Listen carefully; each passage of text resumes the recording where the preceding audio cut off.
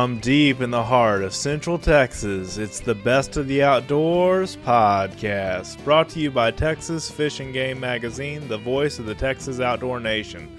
I'm your host, Dustin Vaughn Warncke, author, outdoor writer, videographer, blogger, speaker, and podcaster, and I'm so excited that you took the opportunity to join our show today.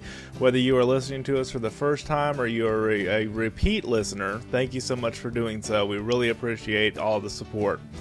So today we're going to be talking about one of my favorite subjects, and that is hunting on a budget. I, like most of you, like to save money on my hunting gear and other outdoor apparel and gear, and I'm going to kind of break out with this podcast that I do with a friend of mine, Michael Foster, who is also a bargain hunter or a hunter on a budget. We're going to break out all kinds of different ways and places that you can save money in the outdoor world on guns, bows, crossbows, hunting clothing, hunting gear, you name it. So we have a lot of fun in this podcast. I'm really excited about this interview that I recorded with Michael a couple of days ago. When this podcast goes live, we will be officially in the start of the 2016 hunting season, so I'm excited about that. So what brought this podcast about was an article that I did back in 2012 on the Mac and Prowler Hunting Show TV show website, and it was called Hunting on a Budget, Combining Durability and Price. And that article is still up there at macandprowler.com. That's MACANDPROWLER. You can look at the articles section and you'll find it there. And I also am posting this article on Texas Fish and Game's website, fishgame.com. So if you just search for hunting on a budget or budget hunting or anything like that, it should pop up. And I'm also embedding this podcast in the actual post of the article as well. So that's what started all this stuff, is an article that I wrote. And I think you'll really like the podcast that we do together with Mike and I about, saving money, not spending all your money on hunting gear, not having any money left over to go hunt, and those kind of things. So here's our interview together. So I'm joined in the studio today with Michael Foster. How are you doing today, Mike? I'm doing all right. First of all, I wanted to just start off with how we both got started in hunting. I got started back when I was young, but I got started with shooting and target shooting and those kind of things back when I was young. But I never really did any hunting, seriously, big game hunting and that kind of stuff until I was in my 20s. I had a dad and a grandfather and a grandfather on my other side of the family that all hunted and fished and everything like that. But we did more fishing than hunting when I grew up. And I kind of learned how to hunt on a budget when I graduated college with a mountain of student debt and student loan debt and a bunch of bills, and starting out in the real world with an apartment and life and everything. And so I shot my first deer when I was about 26 years old, and been going strong ever since. How about you, Michael? Yeah, it was a lot of the same. As you know, I grew up, born and raised in Michigan on the western side, and we had a farm. My grandpa grew up hunting. My great-grandpa grew up hunting. He was originally from Arkansas. I have my grandpa's brothers were all hunters. My uncle was a hunter. My dad was a hunter, but I didn't really get the guidance that most people have as far as their dad and their grandparents taking them out. I was a lone wolf. Like you, I grew up shooting BB guns and pellet guns, 22s and stuff. My real hunting experience was with a friend from school. We'd go squirrel hunting after school, but as far as deer hunting, I didn't really get a deer until I was about 19. Cool. But my dad we had a 17-acre farm up there and my dad was busy with work and the farm, so he just never really could. He taught me how to shoot, but he just really couldn't take me out hunting, so I was pretty much on my own and had to learn from my own mistakes until I moved down here to Texas, and then I started getting guidance from friends and from you. Oh, thank you. So, that's great. So what we want to talk about in this podcast is several of the things that we do to find deals, because Michael and I are both bargain hunters in the sense that we like to find deals on quality hunting gear and quality equipment that we go, whether that's at a big box store, whether that's used somewhere on Craigslist or whatever the case may be. So we'll kind of talk about some different ways to do that. The first one I was going to talk about is buying a used gun. If you look at the article that I posted on Texas Fish and Game's website, fishgame.com, if you just type in hunting on a budget, you'll find the article, and I talk about looking for a used gun. I think one of the best values for a used gun would be the World War II surplus guns. If you're looking for something just dirt cheap that you can hunt with or without a scope, and that would be the Mosin Nagant. I own 5 of them, and I talk about that pretty extensively in the article. But I have a video that I have posted in the article on what to look for when buying your first used gun if you're just starting out, or if you're just kind of going back to wanting to start hunting again and just wanted to start using a used gun again. I definitely have a video that should help you do some work there. Michael, you recently bought a Savage rifle, and tell us a little bit about that.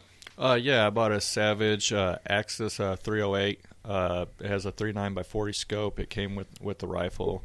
It was $399 before tax at Academy Sports and Outdoors in Cedar Park, Texas. I haven't shot it yet. I'm hoping to go hunting for a hog out at DB Ranch.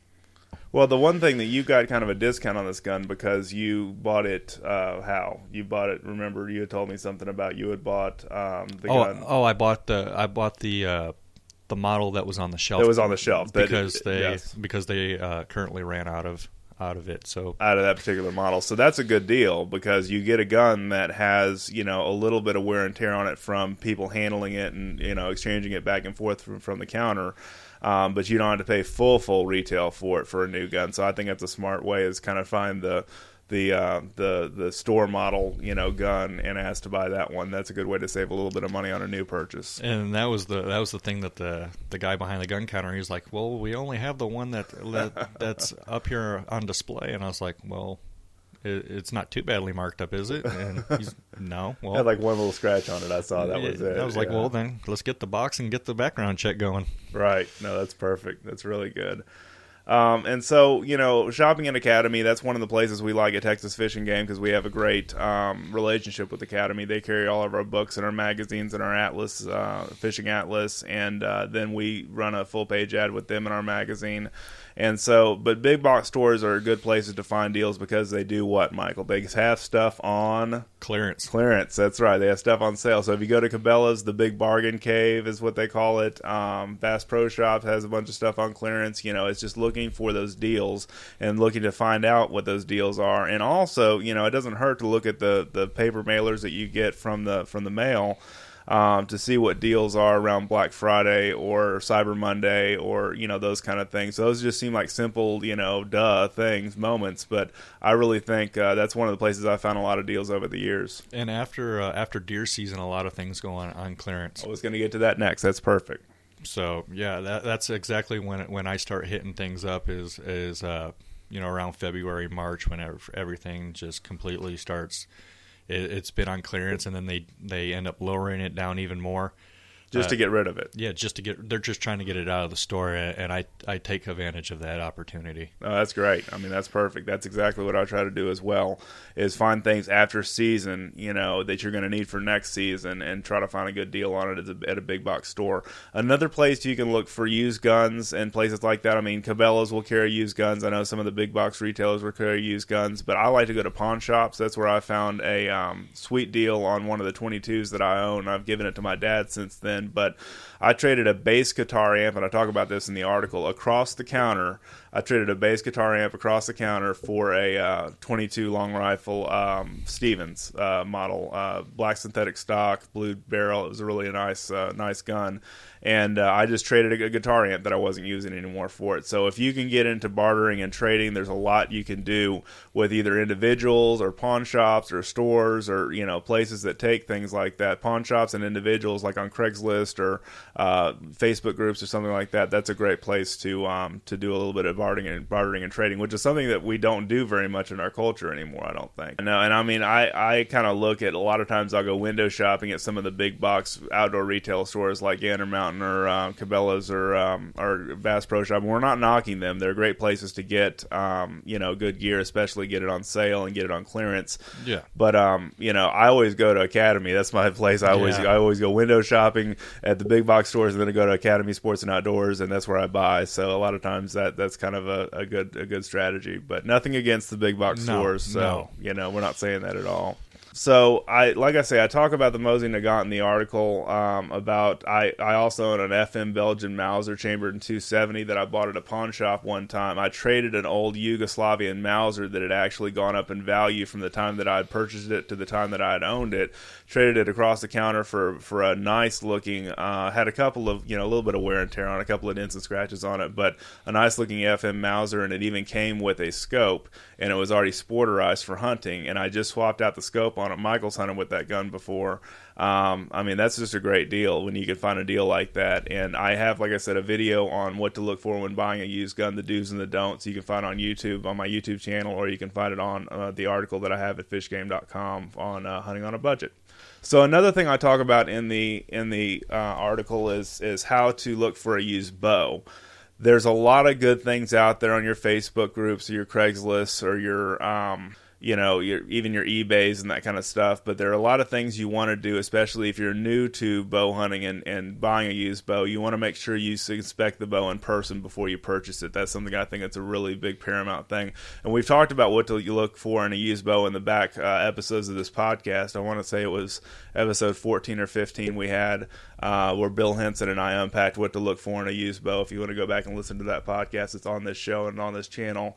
You can do that, but you want to definitely look at the cams. You want to look at the riser. You want to look overall. The same rule goes for the crossbow. You want to look overall at the fit and finish of it, because we say this in rifles too. If it looks as rough as a night in jail, on the outside, it's probably the parts that you can't see are not as pure as a driven snow. Does that make sense? Yeah. I kind of think that you see the way somebody is taking care of it. Had they left the bow in the car, for hours and hours out in the Texas heat, or have they taken care of it and babied it and everything like that? You can see pretty quick what you're getting into. And if you're any confused at all about any of that, if there's any confusion, I would always go and buy go and take a gun to a gunsmith to look at, or take a bow to a pro shop to go look at before you make that purchase. Yeah, and I would also like to add in, if you're new to the sport of bow hunting, whether you're buying a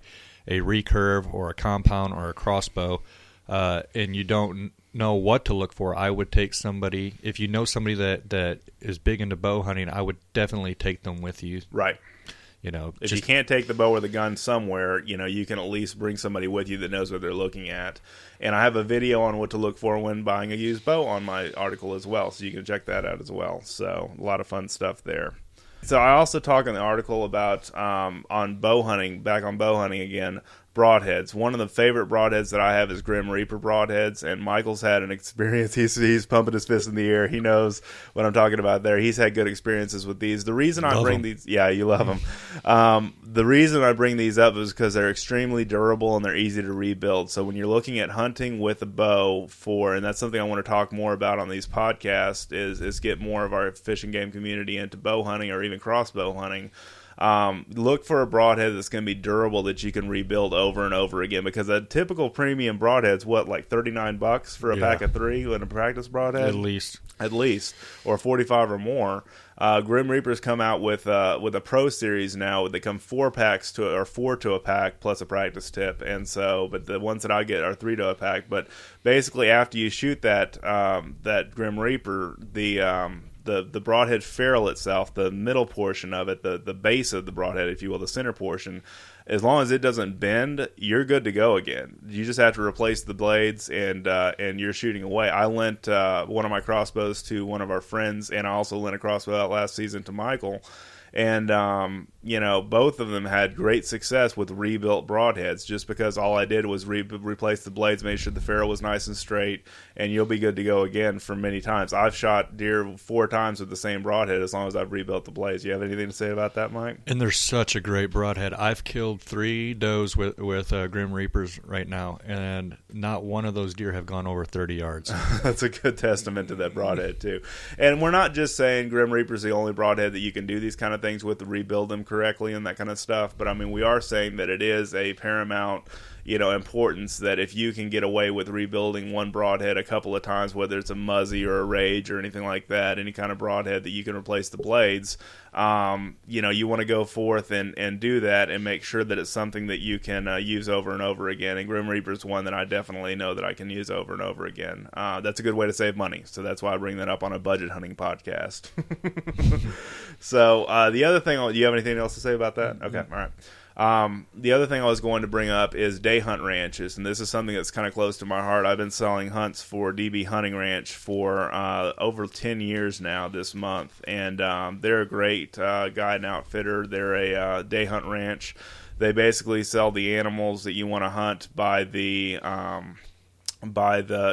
single animal. If you want to come shoot an axis doe, that's what you pay for. If you want to shoot something else while you're on that hunt, you can certainly pay to do that. But they're a good savings because instead of spending $5,000 for a lease, you can go spend, less than $1,000 on shooting a red deer hind, which is 3 times the size of a white-tailed deer, and get your meat for your freezer without having to spend a lot of money on a lease. We all know the cost of hunting leases are ridiculously high now, and the cost of doing a hunt at a day ranch, even though it may not be a whole season hunting experience, you can at least get your meat down and get your meat in your freezer for a lot less. So another thing that Michael is really experienced in is hunting public land. Is that right? Yes, I hunt Granger Lake public hunting land. And for the requirements for that is a super combo, which is $68, and for the public hunting permit, it's $48. $48, okay. And that's still a heck of a lot cheaper than a deer hunting lease. Right, exactly. And there's what kind of opportunities are there? There's hogs. There's archery and crossbow only for hogs. You can hunt rabbits and squirrels. You can hunt waterfowl. Oh yeah, and they have before every deer season they have a lottery draw. Take your chances on that. But right. I've put in for 3 years and have yet to get drawn. But it's an opportunity. Right. If you have nowhere else to go, you got to take your chances, especially being a budget hunter. Right, and there are public land opportunities all over the state. You can certainly learn more about that in the Texas Parks and Wildlife website and learn about the public hunting land in your area here in Texas or elsewhere. And because this podcast goes worldwide, and I love it. And but I was going to say between public land hunting, whether if it's just for squirrels or rabbits, or for wild hogs with a crossbow or a compound bow, or a day hunt ranch like DB Hunting Ranch, and I'll put the link to DB Hunting Ranch in the show notes. You basically are looking for opportunities that get you out into the field and get some meat in the freezer that don't cost a mint to do so. Because what's an average hunting lease these days? $2,000 to $5,000. I haven't even looked at it for the season lease, and there are a lot of us that just don't have the kind of money to invest in that kind of stuff. There are a lot of hunters that do, but the way that I look at it is if it's about putting meat in the freezer and maybe an occasional trophy on the wall, it's not a bad idea to invest in looking at a day hunt ranch or a public hunting opportunity for sure. So one of the things that Michael knows me well for is finding affordable hunting land. I've hunted 2 properties, and I've taken him to one of those properties that I basically have bartered and traded with the actual landowners to take care of their properties, do a little bit of side work for them, and they let me hunt there for free. Michael's been a part of helping me with one of those properties, and you want to say anything about that? Oh, it was a great property. I learned a lot. I learned about bartering and working, spending less, and it's the perfect 2 bird with 1 stone opportunity. Sure. She gets help, mowing her grass, cutting firewood, doing little chores around the house. You get to fill you get to have a place to hunt for the fall and fill your freezer. Right. And I even wrote an ebook about this you can find on Amazon, or you can find on my website at dustinsprojects.com on urban bow hunting. These were 2 urban spots. One was a 5-acre lease, 5-acre land lot, and then the other one was about a 2-acre land lot. And both of them had homes on them. Both of them people lived on, and I hunted in their back property basically, and it was a lot of fun. And shot a fair amount of deer over the years there. And that's just one example of finding affordable hunting property in Texas, which is kind of a hard thing to do sometimes. Yeah, and I took the knowledge from that fall and used it the next fall, I end up getting a place out there in Andice, Texas, just north of Georgetown. And I helped a lady out there in Andice and end up got to hunt on her place in the fall. And I even did a turkey hunt in the spring. And I got a nice gobbler out there in the spring. And then I went out there in the fall and harvested an old mature doe later on that fall.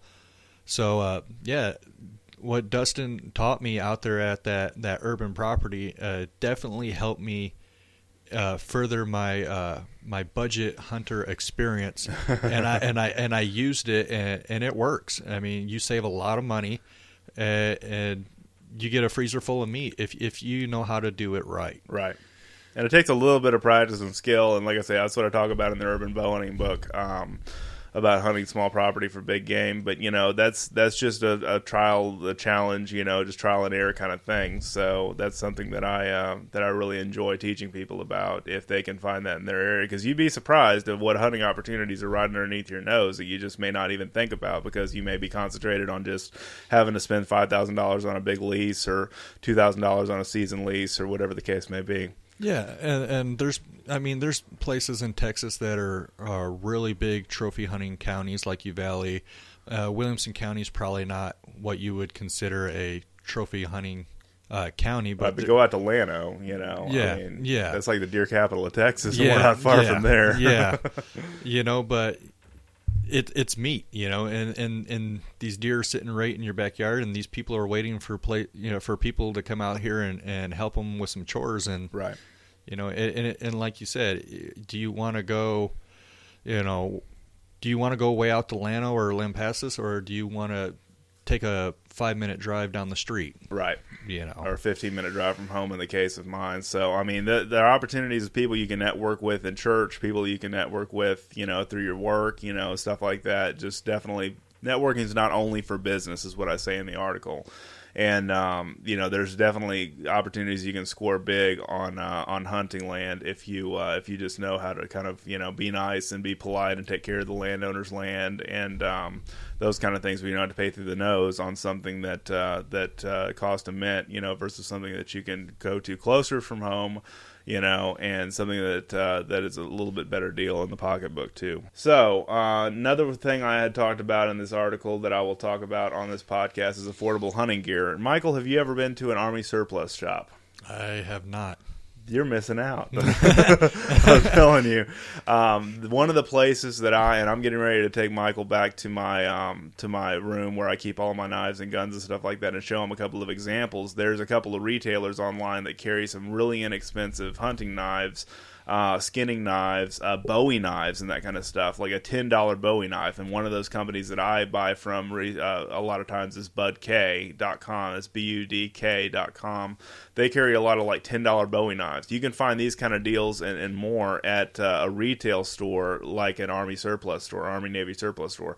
We live close to Fort Hood here, where I'm at in Central Texas. We're about an hour away, and the streets are lined with Army surplus stores there. And I mean, they represent a great value, because you can buy things like water canteens, which I've used hundreds of times. I've got a picture of them on my screen here, Michael. Oh yeah. I've got two that I use there, and then a big large one. And I carry them in my truck with me. They're a great way to carry bottled water without you just getting tap water and putting it under the sink, and you're not having to spend a lot of money on bottled water. That's just one example of saving money that I do. Especially in Texas, early season hunting, you got dove season coming up here in like a week or 2 weeks. Right. From when we release this podcast, dove season should be here.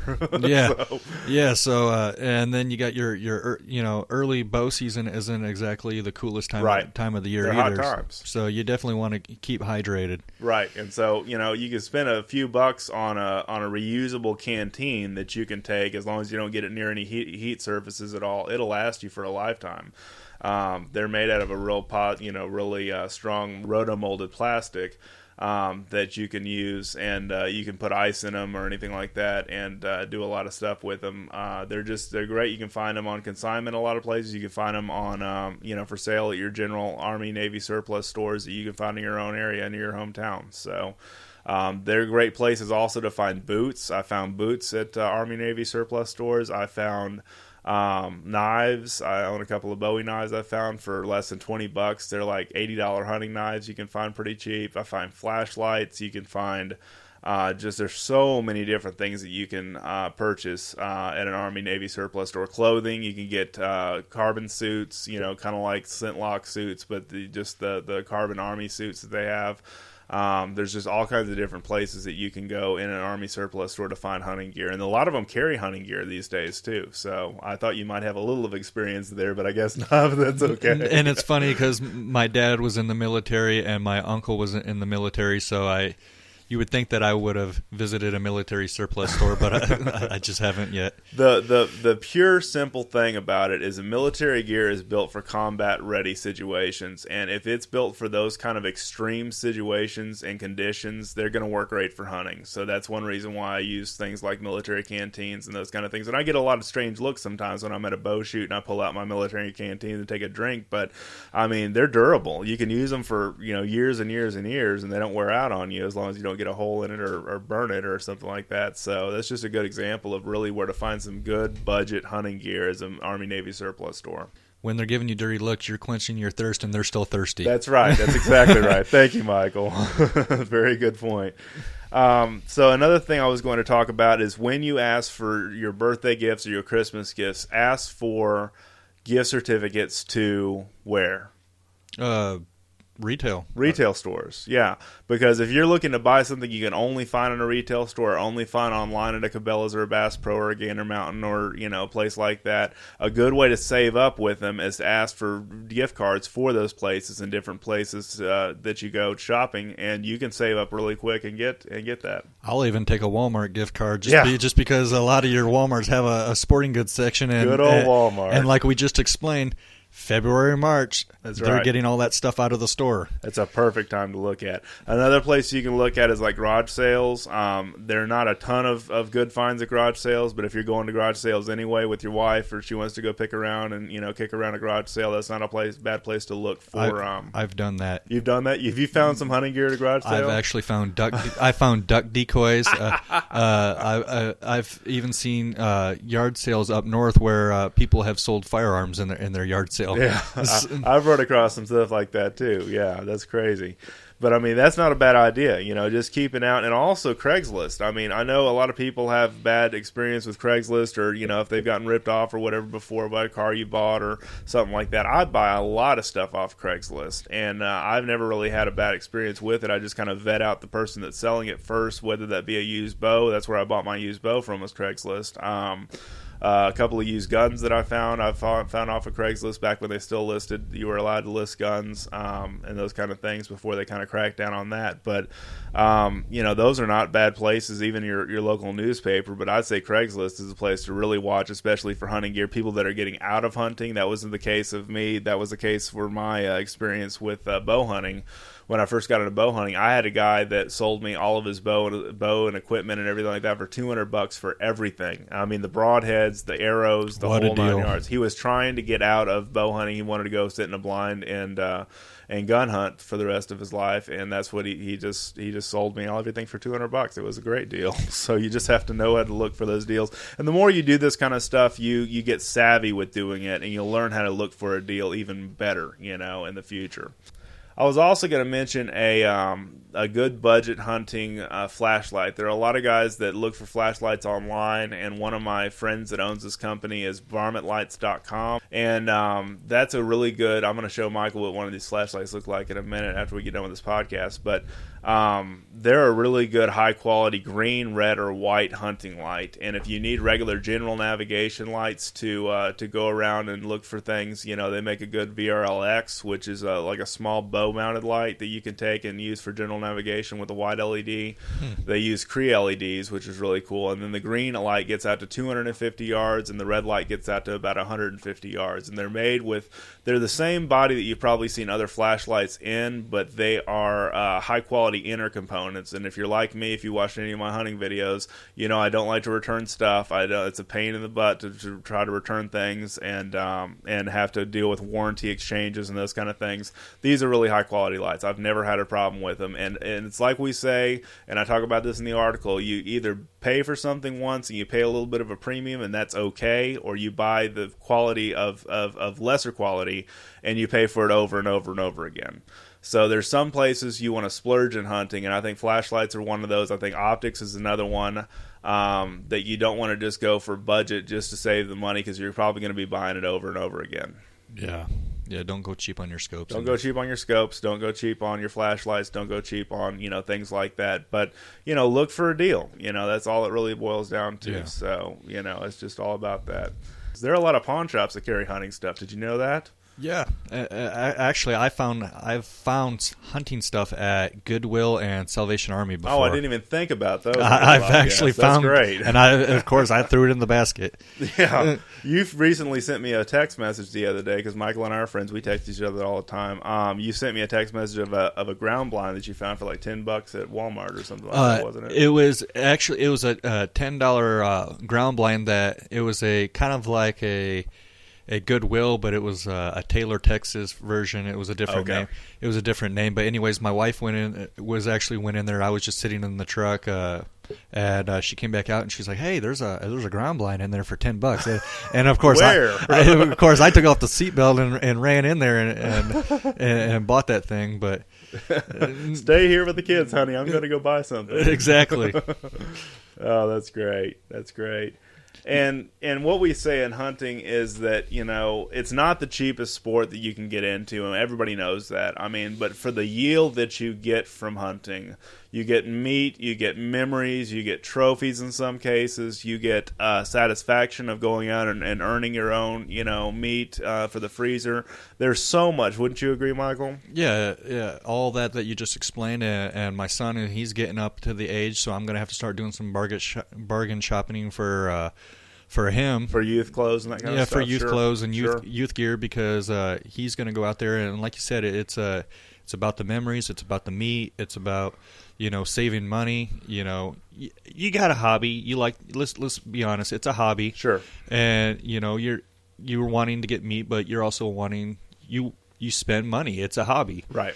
And you want to save as much money doing that hobby so you can buy other gear. Exactly. And the money that you save will be put to good use. I mean, we will always find something that you can do with the money that you save. That's not easy, whether it's in the hunting realm or whether it's not in the hunting realm. But since hunting season is upon us, I figured this would be a perfect time to get together and do a podcast on this, because this is something near and dear to my heart. I'm not saying I'm a cheapskate, but I'm saying that, I love to hunt, I love to do it, but I also don't love to spend, hundreds and thousands of dollars on my hunting gear if I can get something that's durable and quality. And that's the whole thing I want to bring this back to. Just because it's inexpensive does not mean it's not of high quality. I'll give my water canteens a good example of that again, because you can save money and still get things of very high quality. You just have to know where to look. Yeah, and when you like I said, when you buy or you go a little cheaper on some things, you have the money to, if you want to, you can buy other gear that has a little bit more. You can go more for your dollar is what I'm trying to say. Right. I agree. You stretch that dollar a little bit. No, that's 100% right. So thanks so much for joining us. Do you want to say anything else, Michael? No, just good luck to everybody out there that's going hunting during the 2016 season. Stay safe, and good luck. Have fun out there. Thanks so much. Well, that was a fun conversation, as all the conversations that I like to have on this podcast usually are. And what a fun time to talk about hunting on a budget right before hunting season, or right as hunting season starts. And we recorded this a couple of weeks before it released, and we're really gearing up and excited about the 2016 hunting season, and getting our hunting licenses and everything like that together and having a good time this season. So in the show notes, I've put a couple of different links, actually a few different links in this case. And I linked to DB Hunting Ranch, which is the ranch that we talked about on the podcast, the Day Hunt Ranch, Grim Reaper Broadheads, BudK.com, Hunting Flashlights with VarmintLights.com, and then a couple that I didn't mention on the podcast would be for firearms and accessories that's cheaper than dirt. They're a Texas company here in Texas. They're a Texas company, and they have a lot of really good firearms and accessories. Also, Sportsman's Guide is one place I shop for a lot of deals, and they have stuff on clearance all the time. and they have a great catalog that they will mail out to your house as well, I believe. And then I buy a lot of my military surplus ammunition from Ammunition to Go. When I say military surplus ammunition, I just mean ammunition for my military surplus guns in this case. I like to shoot Silver Bear, which is a brand that you can't really find at your general sporting goods stores, so I have to go other places to find it, and ammunitiontogo.com is one of the places where I go. And then the last one I have listed is the discount online retailer called huntingandfishingsuperstore.com. And these guys have a ton of really awesome outdoor industry items, gear, apparel, hunting accessories, fishing accessories, all kinds of different things. And they're a great place. I know the owner of the company very well, and I've done some writing work in the past in another company that he worked with, and excited about working with him in the future. So the Hunting and Fishing Superstore, or huntingandfishingsuperstore.com, would be his web address if you want to get there and do some shopping online at an online retailer that's different from a lot of other online retailers. So thank you so much for tuning in and listening to this podcast. If you would, please subscribe to the show. And if you think about it, please give us a 5-star rating on our show so other people can find us in the great world of iTunes or wherever you listen to this podcast, however you downloaded it or streamed it. We'd love that exposure, and love to get more people listening to the show. So I'm really excited about the direction of the show and the guests that I have on. It is just going to keep on getting better and better. I'm really excited to have you along with the journey on this podcast. So thank you so much again for listening, and please, if you have not subscribed to Texas Fish and Game and you're a Texas resident, my goodness, you're missing out. This is an awesome magazine. We have great content every single month of the year, and would really recommend that you check that out. Also check out fishgame.com. We have anything from international news to Texas news to articles and things that I post up there under TFNG staff, and just a lot of different great contributors to fishgame.com. So definitely check out our website. And thank you so much again for checking us out. Have an awesome day in the outdoors.